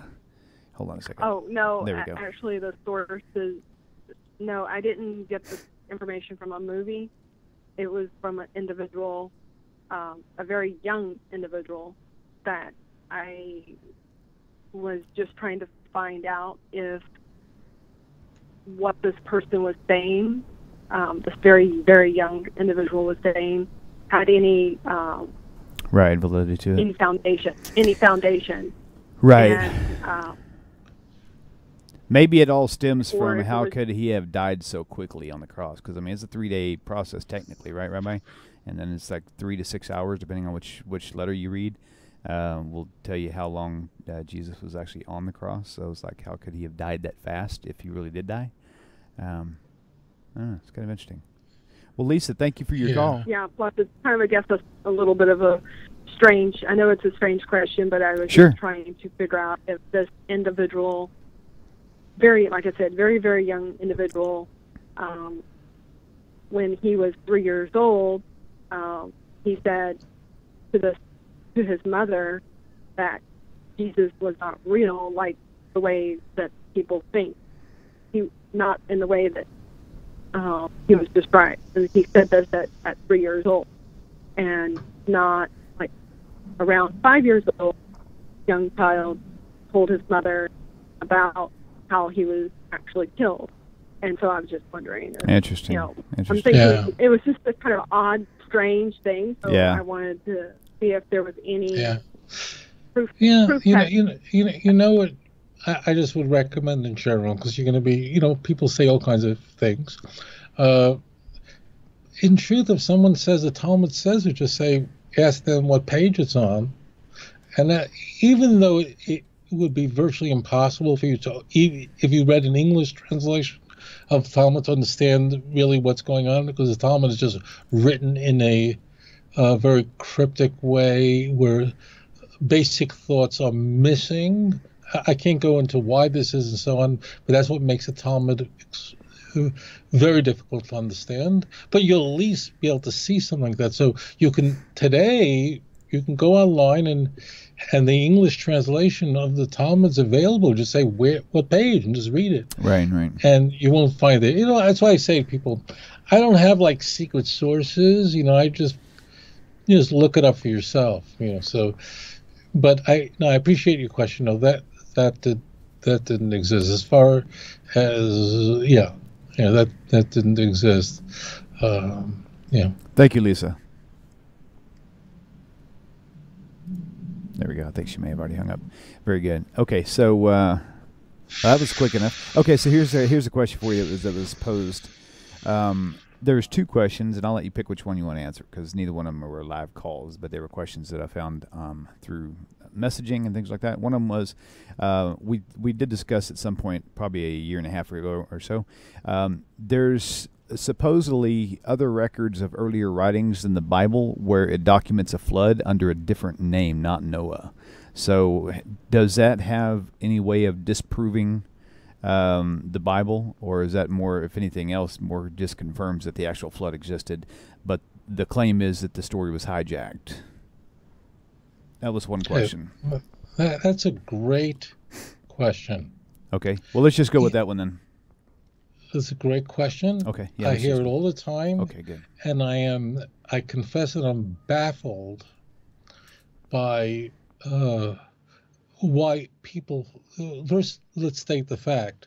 The fact is that not in every culture, but in almost every record of almost every culture, not every, but almost, we find a description of a flood, a deluge, and they're strikingly similar to what we find in Torah. They're not exactly identical, but they're describing it as history, as a historical events. We have texts that date back 2,700 years old. That we just find this all over the world. Now, the question is, would that be something, because of these stories are very similar? There's a family, they're on a boat, they're saved from the deluge, and everyone else perishes.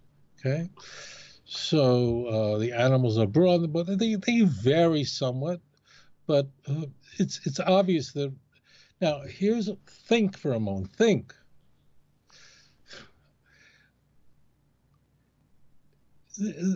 If the worldwide flood, as described in the Torah, was a historical event that occurred more than well over 4,000 years ago, if it was, and there were only 8 people who survived that flood, and we are all descendants of those who were on that ship, what would we expect to find in the little literature that survives? And conversely, if there never was a flood and the story is complete mythology, Torah made it up, what should we expect to discover? Okay. So if there was a worldwide event, and that every single person on Earth is a descendant of the survivors on that ship, we would expect that every culture would.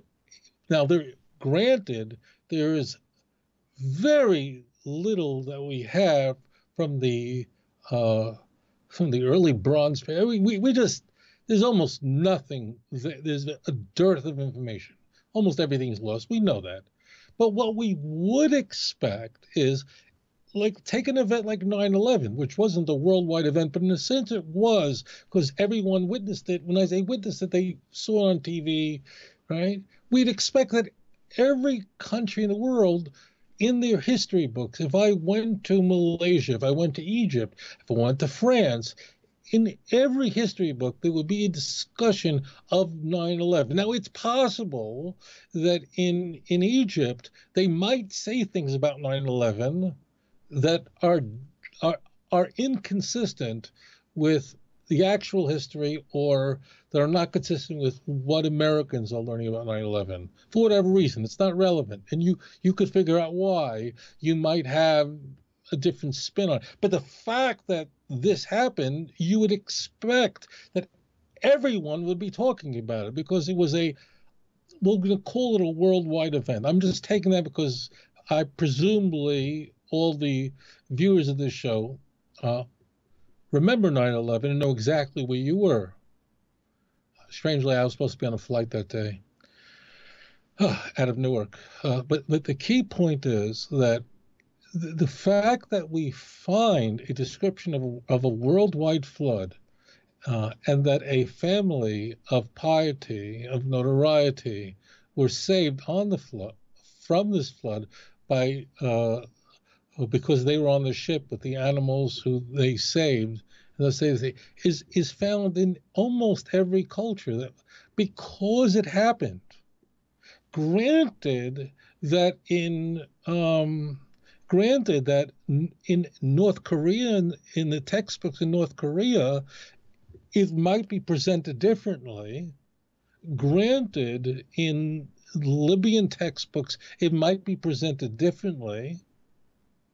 But this basic story, the basic outline is there. Planes are flying into a building, 2 giant buildings, and they collapse and thousands of people are killed. Okay? So therefore, there are things I just don't get. That is what we find. There's all over the world. There's nothing older than 4,500 years old. That means we don't have any written record that's older than the event. That would be a problem. We have nothing like that. So everything is after the event described in the Torah. And they're all describing the same thing. And of course, they're getting some key points wrong, because these are not divinely inspired works, and whatever, people had spins and so on. And as you play the game telephone, that's what happens. The Torah was preserved because Hashem gave us the Torah, and it had to be preserved. If Hashem didn't preserve the Torah, we wouldn't know what God wants from us. So of course He did that, and we have that Torah. So therefore, the fact that we see a description of a flood, whether it's Syrian texts that are 2,700 years old or other texts everywhere, is precisely what we would expect to find if it was a historical event. If it never happened, and the Jews of my great-great-grandparents, going back 3,000 years ago, invented the story, then we would only find it in Torah, and no one else would be talking about it because it never happened, right? So it's really like 9/11. Of course, there are details differently, and who did it, and were the Jews behind it, or the Jews flew the planes, and it really, yes, you'll have those kind of variances. It's deliberate or otherwise, but the basic gist of the story is you're going to find in literature in every single country in the world. Because the whole world knew about it. It happened that horrible early Tuesday morning that I don't know why. This is like what people, like, brains fall out of their head. I'm sorry if I know people are going to hate me for this, but I really sometimes people go, oh, but we find in this story in Gilgamesh and so on, and I'm going, well, that points to the fact that they're all describing an event. This wasn't like a conspiracy that the Jews sat down with them and we all conspired to make this up. So the fact that we find a description of a worldwide flood and a family that survives on a ship, described in so many cultures in the world, that points to the fact that they're all describing a very real event. We are all descendants of them. And the game telephone is played. We have a Torah that gives us the details directly from God. Of course, if a person has faith in Torah, they believe that. It's fine. But why is this the problem? This is not a problem. This supports the fact that this worldwide flood is a historical event. I can't understand how intelligent people mess this up. It just blows my mind away. Mm-hmm.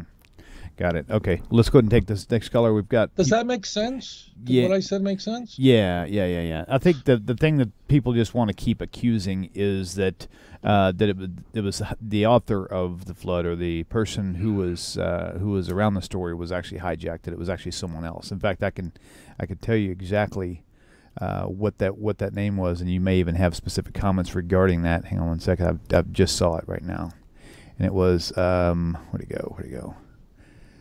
I'll tag you in it. You could look at it later. But anyway, all right. So it's pretty interesting. Got a little cute little video and stuff there. So, okay. Well, we'll go ahead and take this next caller. Caller, welcome to the show. Please tell us your name. Where are you calling from? Hello, my name's Guy. I'm in Tennessee. Hello, Guy. Welcome to the show. What's the question for Rabbi? Yeah, my question. I'm as far as I'm trying to understand the rabbinical calendar. My wife and I are in the process of converting. But for instance, as far as I can tell, the calculating the calendar is done according to the sighting of the moon, or it was, and then when there wasn't enough, when they weren't able to sight the moon, they developed the calendar as far as I can understand, so that they could still keep the feasts. How is that taken care of now in instances where it doesn't fall on the same times, where the moon is sighted after the calendar says that the beginning of the month would be? So, in other words, and this is something that I've experienced. That last part is where I lost. Go ahead. Well, as an ex-Messianic, one thing they love to do, they love to point out whenever the calendar did not fit when the actual new moon, when they actually saw the new moon, it's like the calendar was like a day earlier or a day later, and they would like go to town with that and really just trash Judaism because they're following all these rabbinical rules instead of the actual sighting of the moon. I think there's something connected there. That's not mine at all. I just wanted to understand, like I said. Okay, cool. Well, what's your question? I apologize. I find myself sometimes answering the wrong thing. What is exactly your question? Is the modern calendar, the Jewish calendar, what is it based on, and why is it not based on a testimony in a court, in a Beth Din? Is that your question?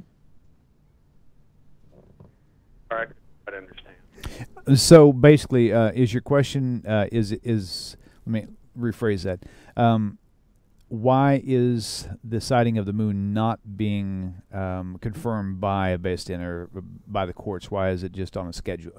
Or are you just asking how do they do it? Is that your only question? Is how do you do the mooning? No, the reason why was the basics. Yeah, the reason why.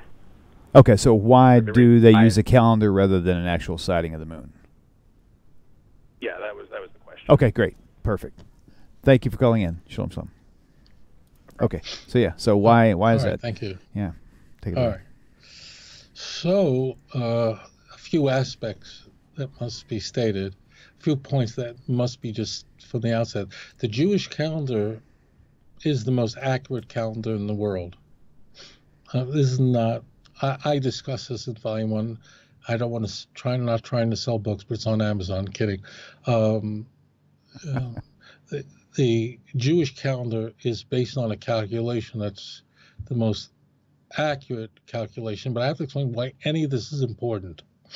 In order for anyone could sight a new moon, anyone could see a new moon. The point is that the witnesses had to come and testify to a court that they've sighted the new moon, and if the court concluded that, in fact, the witnesses were legitimate and so on. And after proper investigation, these judges would then proclaim a new moon, and that would take place in the land of Israel. And through an incredible method, they were able to get that information out across the world.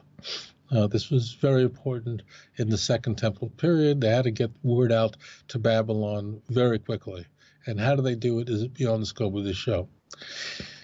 Now, the reason why we can't do this today is that we don't have a Sanhedrin with proper judges in our time.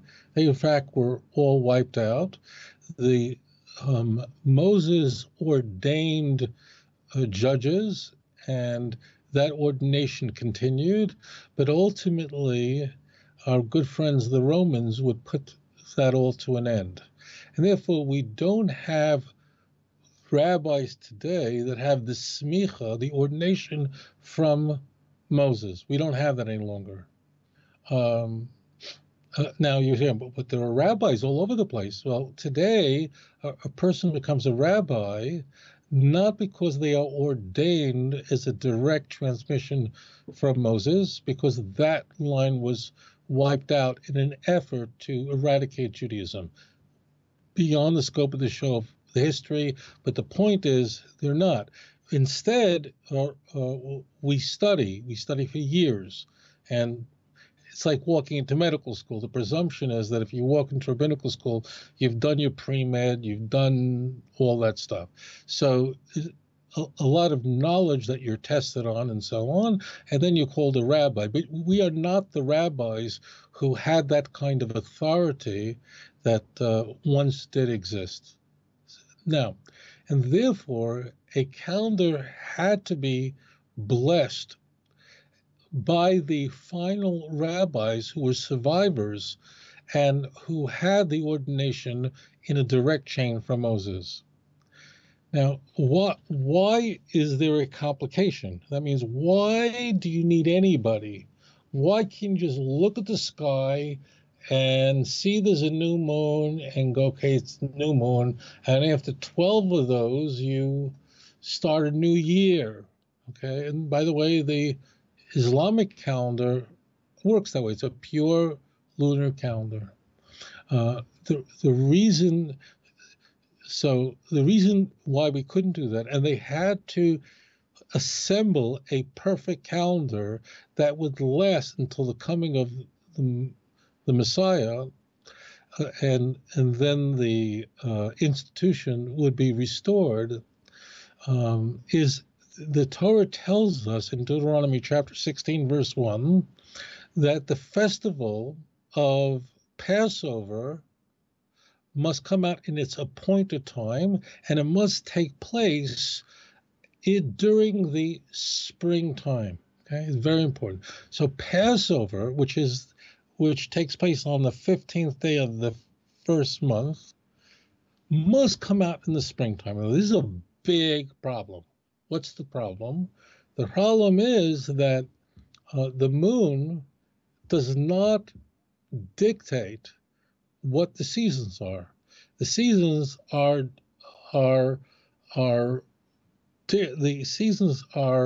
dictated by the sun, not the moon. A solar calendar is roughly 365.25 days. A lunar calendar is roughly 354 days, because a month is either 29 or 30 days. So approximately 29.5 days is the average lunar month. Okay, so the problem is that if Passover came out April 15th, in the northern hemisphere, meaning in the land of Israel, April 15th this year, then the next year it would come out what? We'd lose 11 days. So it would come out on April 4th. Okay, we're still in the spring. That's okay. But what happens the next year? Well, then it comes out on March 23rd. You know what's going to happen the next year. You've hit the winter. In fact, it would happen so quickly that every 32 years, you just do the division. Just every 2 years, the Passover would just be all over the place. It'd be in the winter, spring, summer, fall, and so on. The Muslim calendar is that way. And in fact, Muslims celebrate their holidays, Eid, Ramadan, so on, anywhere along the calendar, because Muslims do not have a commandment to celebrate Ramadan during the winter, spring, so it's not relevant to them. Got it? But to us, it is. Therefore, a calendar had to be designed which would keep Passover in the springtime. Now, how was that done?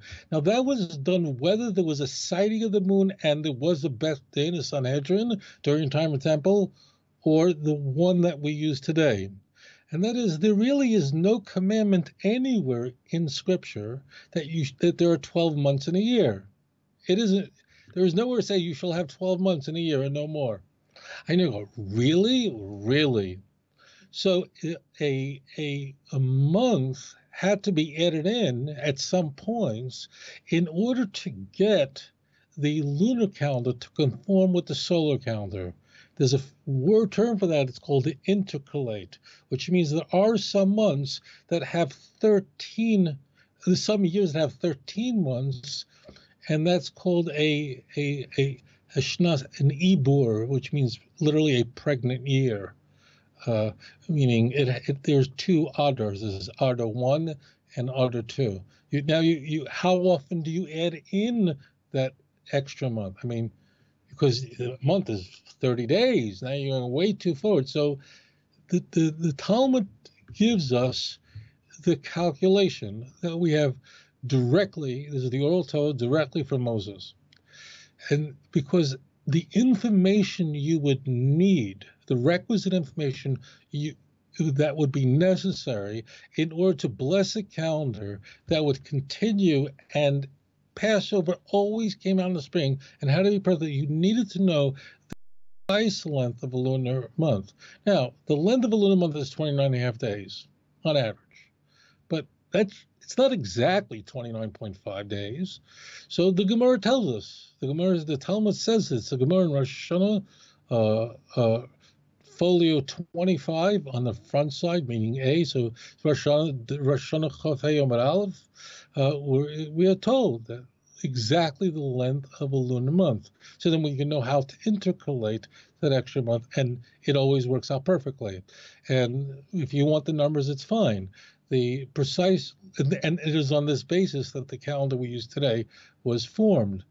The exact length of a lunar month, according to the oral Torah, if we're wrong about this and the oral Torah is not from God, if we're right about this is amazing, and we'll write about it.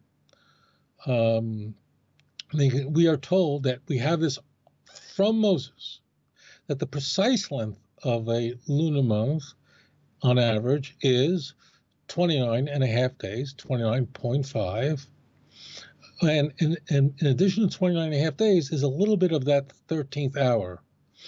And what you do is you take the 13th hour and you divide it into 1,080 parts called chalokim.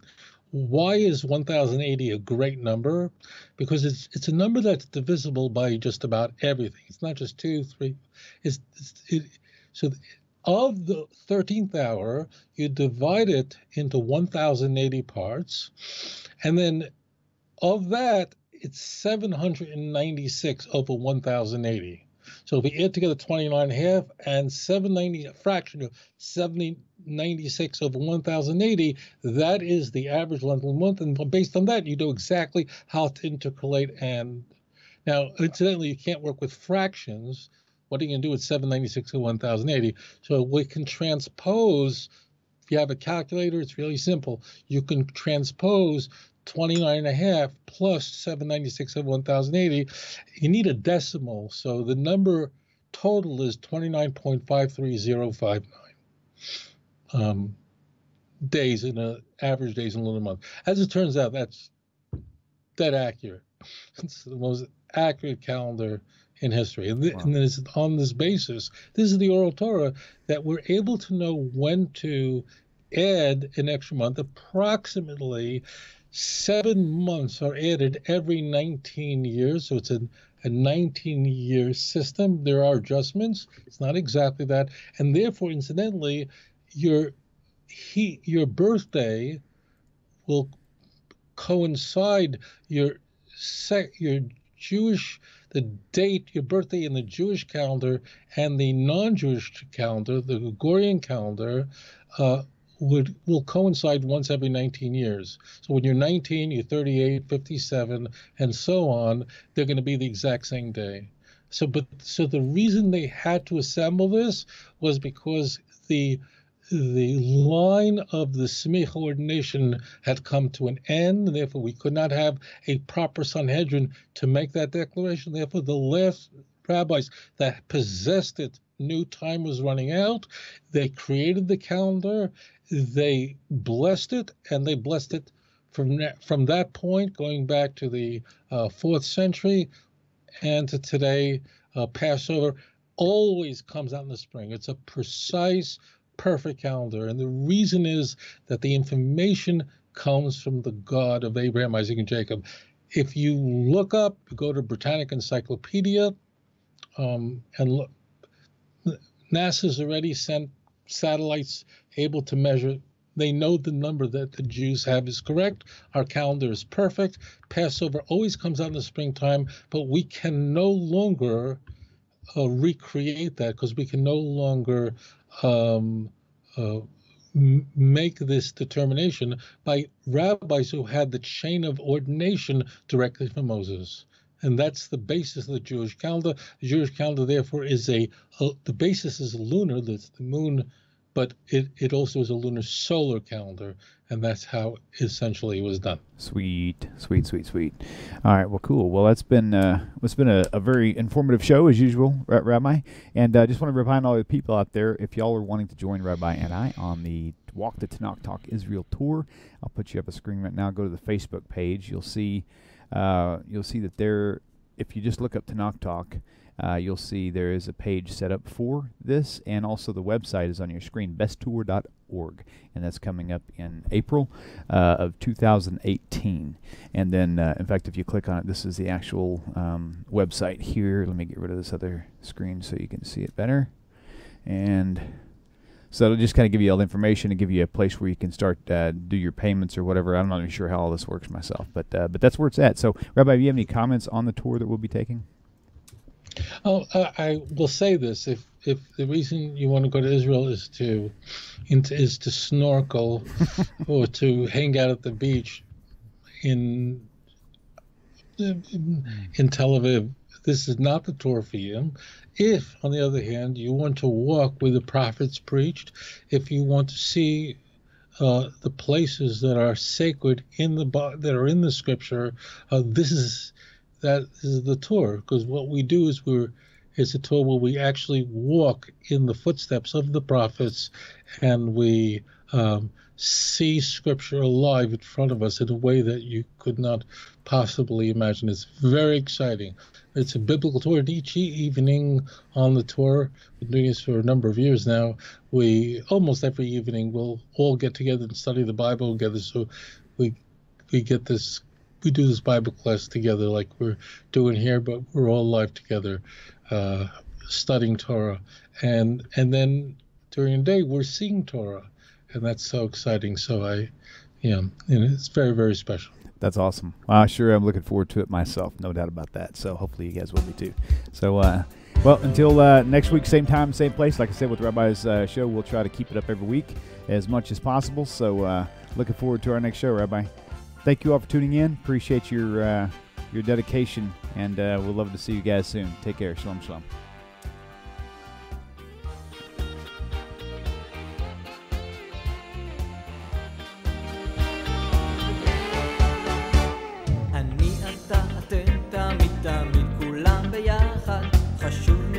חשוב והכרחי להיות ביחד. איפוק זו העוצמה, ויתור זו הגדולה, השאיפה והכמיהה. אני אתה אתם תמיד תמיד כולם ביחד. חשוב מכל חשוב והכרחי להיות ביחד. איפוק